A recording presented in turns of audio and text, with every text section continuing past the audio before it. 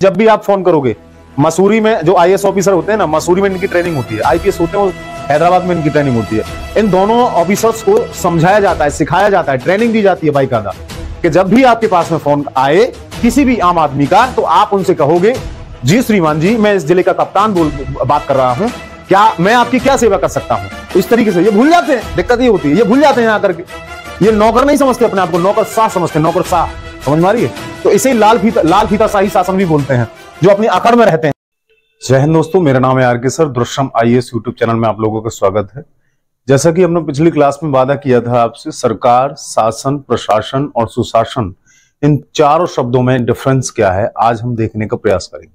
तो चलिए शुरुआत करते हैं। सरकार क्या है, सबसे पहले हम सरकार की व्याख्या करते हैं। वैसे तो मैंने कई सारे लेक्चर्स में बताया था आपको सरकार क्या है। सरकार तीन चीजों से मिलकर के बनती है। आज थोड़ा सा विस्तार में हम इस चीज को बताएंगे। सरकार तीन चीजों से मिलकर के बनती है। पहला विधायिका, विधायिका मैं यहां पे शॉर्ट में लिख दूं तो आपको पता चल जाएगा ना। दूसरा कार्यपालिका, तीसरा है न्यायपालिका। ठीक है। अब विधायिका दो प्रकार की होती है, केंद्र की विधायिका और दूसरी होती है राज्यों की विधायिका, यानी कि प्रांतों की विधायिका।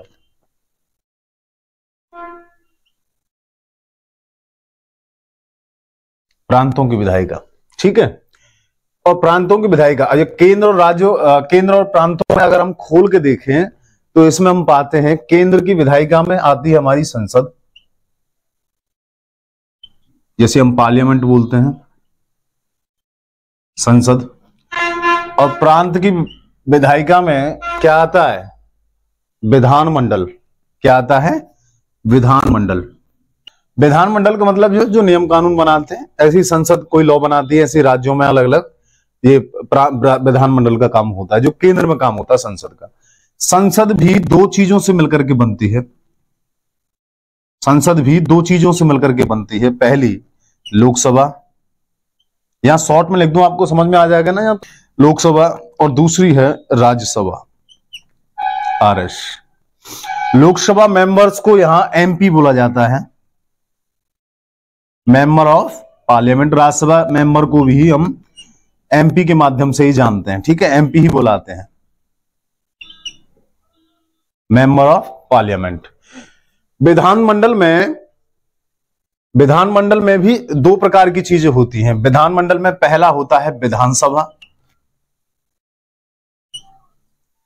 विधानसभा जिनके सदस्यों को हम शॉर्ट में एमएलए बोल जाते हैं, ठीक है, एमएलए के चुनाव हो रहे हैं, एमएलए बोलते हैं।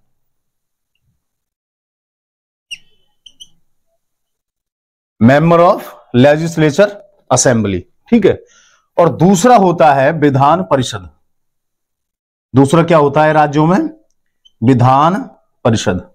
विधान परिषद को एमएलसी बोलते हैं, एमएलसी बोलते हैं Vidhan Parishad, member of legislation council.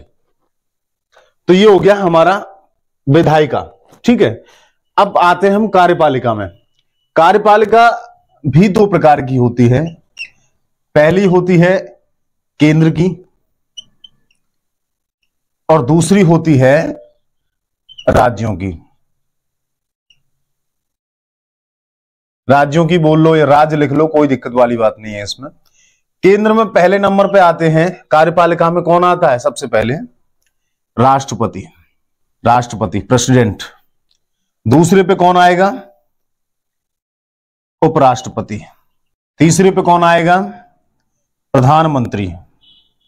चौथे पे कौन आएगा, मंत्री परिषद। मंत्री परिषद थोड़ा सा लार्ज रूप होती है इसका, बहुत बड़ी जो है कैबिनेट बोलते हैं इसे, काफी बड़ा रूप होता है। आज अभी वर्तमान में देखा जाए तो हमारे मंत्री परिषद में जो केंद्र के मंत्री हैं लगभग 82 के आसपास में बैठेंगे, आपको बहुत बड़ा वो है। और तीसरा आता है इसमें छोटा सा मंत्री परिषद का ही लघु रूप है, जिसे हम कैबिनेट बोलते हैं, छोटा सा किचन कैबिनेट जिसके नाम से जाना जाता है, मंत्रिमंडल। और कौन कौन सी चीज आती है केंद्र में? केंद्रीय सेवाएं। केंद्रीय सेवाओं में कौन कौन आते हैं?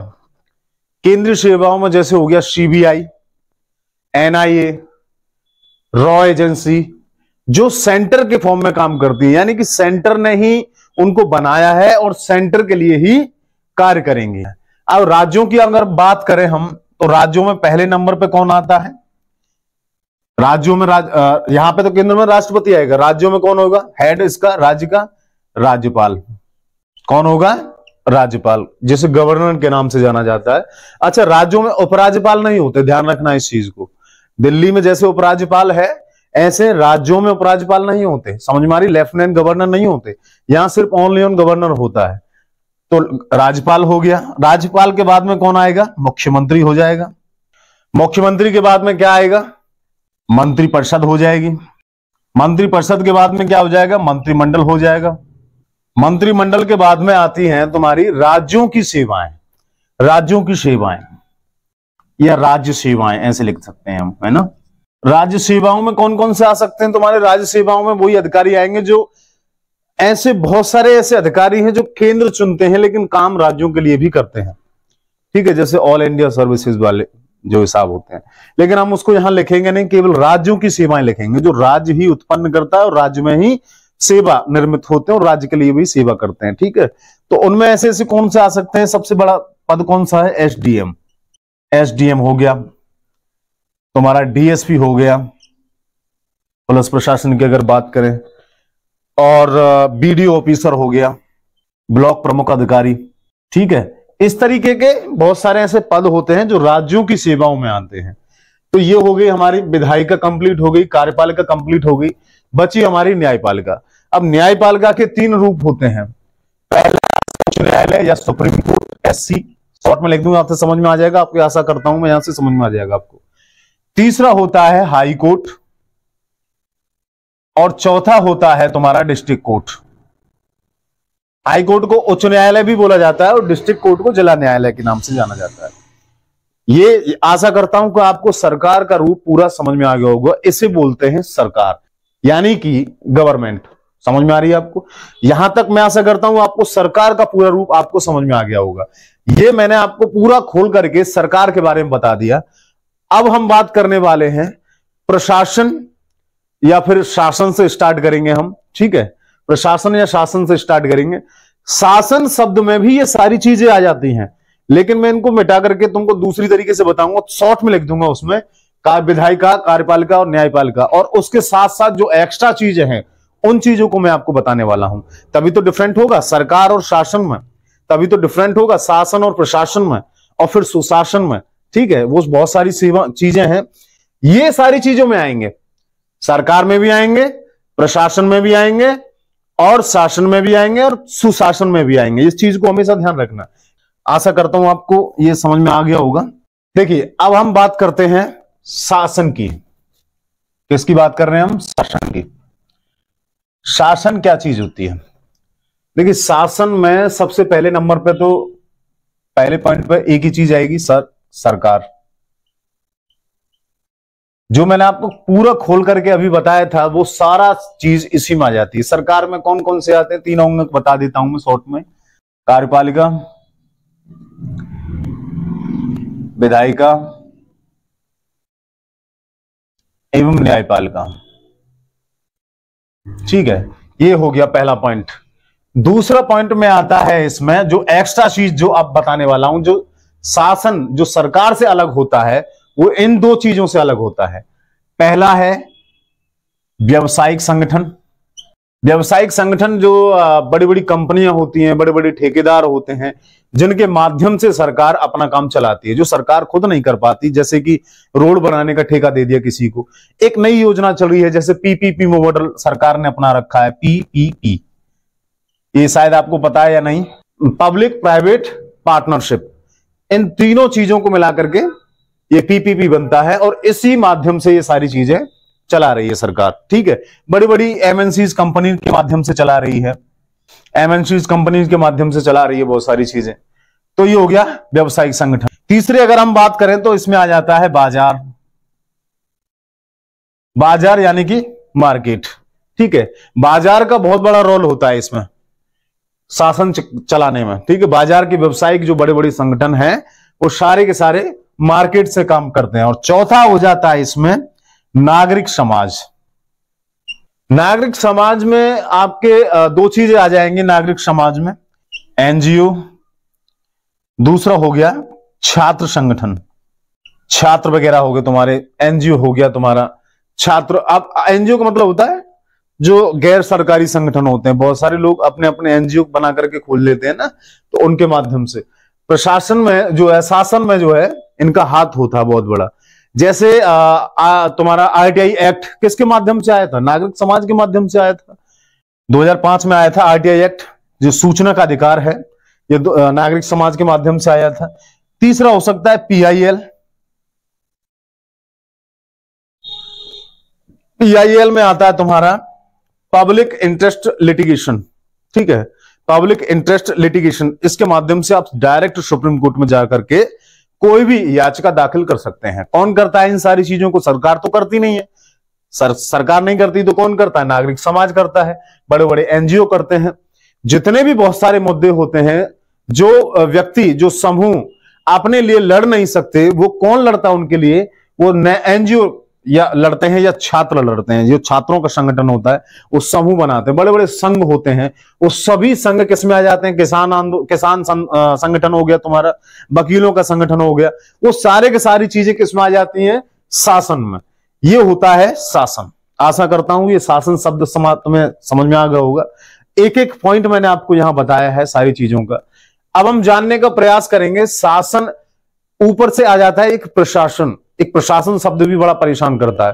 वो शासन और प्रशासन दोनों मिलते जुलते शब्द हैं, समझ में आ रही है?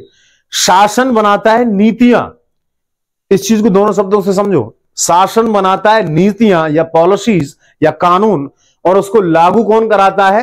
प्रशासन। समझ में आ रही है? इन दोनों में मेनली बहुत बड़ा डिफरेंट यही है, एक दो शब्दों का। एक चीज हो रहा है, अगर हम बात करें प्रशासन की, प्रशासन में ये सारी चीजें तो आएंगी ही आएंगी। इसमें कौन सी चीजें आएंगी प्रशासन में? पहली बात, प्रशासन में आ जाएंगे तुम्हारे जैसे जिला अधिकारी, आईएएस, ठीक है, आईपीएस और आईएफएस, जो ऑल इंडिया सर्विसेज हैं, सारी चीजें आ जाएंगी इसमें। सचिव आ जाएंगे दूसरे में, देख लें तो आप भाई, इन्हीं के माध्यम से प्रशासन चलता है। बड़े बड़े अधिकारी हैं, डीएम है तुम्हारा, एसडीएम है, डीएसपी है, आईपीएस है, कप्तान साहब, कमिश्नर है, जितने भी बड़े बड़े ऑफिसर हैं वो सब इसी में ठोस दो, वो क्या हो जाएगा? प्रशासन। और एक और चीज बहुत महत्वपूर्ण चीज है, अगर और ज्यादा विस्तार से जानना है इसको, तो जो सरकार होती है वो निर्वाचित होती है। सरकार क्या होती है? सरकार या शासन जो चलाने वाले लोग होते हैं, मैं आपको लिख ही देता हूं यहां पे, शासन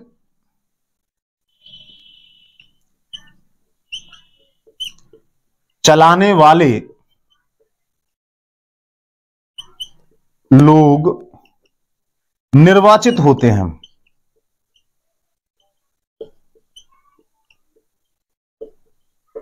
निर्वाचित होते हैं,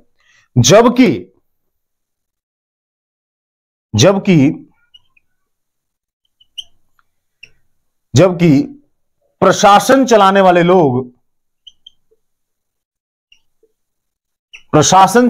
लोग नियुक्त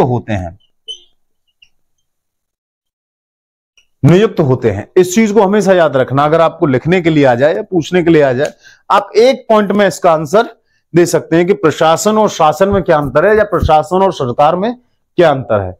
ये आशा करता हूं यहां तक आपको समझ में आ गई होगी। अब आप देख सकते हो कि जब भी 2024 का लोकसभा चुनाव चल रहा है, तो वो किसका चल रहा है? सरकार का चल रहा है। सरकार उसके माध्यम से क्या करेगी? शासन चलाएगी। शासन के माध्यम से ही प्रशासन चलता है। ये एक दूसरे के पूरक शब्द हैं, समझ में आ रही है?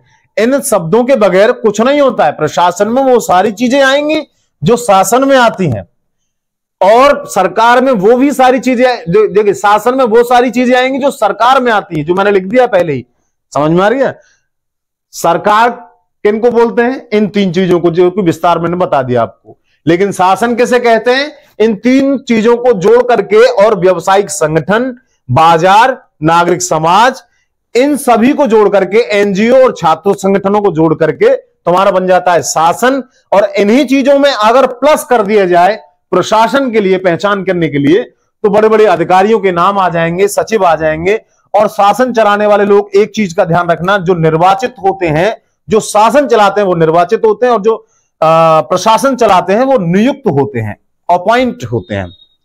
इनके लिए एग्जाम्स होते हैं। बिना जैसे आप एग्जाम्स की तैयारी करने वाले हो, आप किस में जाने वाले हो? शासन में जाने वाले हो, सरकार में जाने वाले हो? सरकार में नहीं जाने वाले, इस चीज को ध्यान रखना। आप जाने वाले हो शासन में, आप जाने वाले हो प्रशासन में। ठीक है, उम्मीद करता हूं आपको यहां तक ये सारी चीजें समझ में आ गई होंगी। अगर मैं बात करूं सुशासन शब्द की, यानी शासन का मतलब हो गया गवर्नेंस, प्रशासन का मतलब हो गया एडमिनिस्ट्रेशन, समझ में आ रही है? सरकार का मतलब हो गया गवर्नमेंट। इन विशेष चीजों का ध्यान रखना। अगर हम सुशासन की बात करें तो उसका होता है गुड गवर्नेंस। गुड गवर्नेंस बहुत ज्यादा समझ में आ जाता है। और एक होता है ई गवर्नेंस। ई गवर्नेंस मतलब आजकल इंटरनेट के माध्यम से सारी शिकायतें फॉर्म करना, वो उससे तो बताने की जरूरत है नहीं, आपको पता होगा। वो उसमें एक चीज जुड़ जाती है, बस इंटरनेट के माध्यम से या मीडिया के माध्यम से सारी चीजों को, बातों को पहुंचाना, उसे ई गवर्नेंस बोला जाता है, जो लोगों तक पहुंच जाती है। अगर हम इसमें दो चीजें जोड़ दें, कौन कौन सी? इनको मिटा दूं मैं, आप आशा करता हूं लिख लिया होगा आपने। यहां से भी मिटा रहा हूं मैं थोड़ा सा।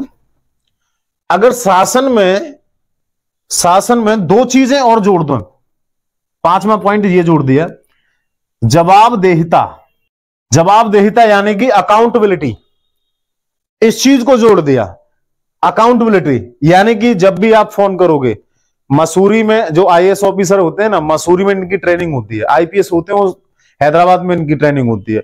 इन दोनों ऑफिसर्स को समझाया जाता है, सिखाया जाता है, ट्रेनिंग दी जाती है बाकायदा, कि जब भी आपके पास में फोन आए किसी भी आम आदमी का, तो आप उनसे कहोगे, जी श्रीमान जी, मैं इस जिले का कप्तान बात कर रहा हूं, क्या मैं आपकी क्या सेवा कर सकता हूं? इस तरीके से। ये भूल जाते हैं, दिक्कत ये होती है, ये भूल जाते हैं आकर के। ये नौकर नहीं समझते अपने आप को, नौकर शाह समझते हैं, नौकर शाह। समझ में आ रही है? तो इसे लाल फीता शाही शासन भी बोलते हैं, जो अपनी अकड़ में रहते हैं ये सारी चीजें। लेकिन सरकार, अगर नागरिक एक बेहतरीन नागरिक होगा, जिसको अधिकारों की पता होगी, वो सारी चीजें निरस्त कर देगा, वो सारी चीजें। छठे नंबर पे आता है तुम्हारा ट्रांसपेरेंसी। ट्रांसपेरेंसी यानी पारदर्शिता।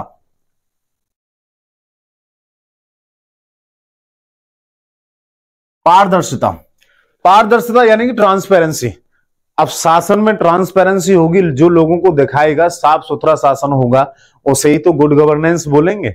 जैसे शासन कोई भी काम कर रहा है और आपको जानने की इच्छा है, ट्रांसपेरेंसी किससे होती है?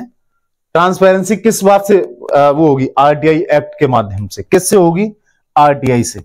सूचना के अधिकार से कोई भी चीज, किसी भी व्यक्ति से, गांव के प्रधान से भी आप सूचना के अधिकार से सारी चीजें निकलवा सकते हैं। आपको पूछने का अधिकार है, समझ में आ रही है? देने का, सवाल करने का अधिकार है, और इनको जवाब देना पड़ेगा। समझ में आ रही है? अंडरलाइन कर देना इस चीज को। और पारदर्शिता दिखानी पड़ेगी कि हम ये काम कर रहे हैं, ये योजनाएं यहां तक इस प्लेटफॉर्म पर पहुंच रही हैं, इतना इनमें पैसा लग चुका है, और हमने ये काम कर चुके हैं। समझ में आ रही है? ये सारी चीजें होती हैं। मैं आशा करता हूं आपको प्रशासन, शासन और सुशासन, इसे देखिए, अब मैंने आपको सुशासन शब्द लिखा नहीं, यहां पे सु जोड़ देते हैं, सुशासन। ठीक है, अब बन गया सुशासन। अब ये सुशासन हो गया पूरा का पूरा, आप नोट्स बना सकते हैं इस चीज के। ये हो गया पूरा सुशासन। आशा करता हूं कि आपको ये सारी चीजें समझ में आई होंगी। और अगला वीडियो होगा हमारा, राष्ट्र और राज्य में क्या अंतर है। देखिए, सरकार और राज्य में बहुत बड़ा अंतर होता है, इस चीज को हमेशा याद रखना।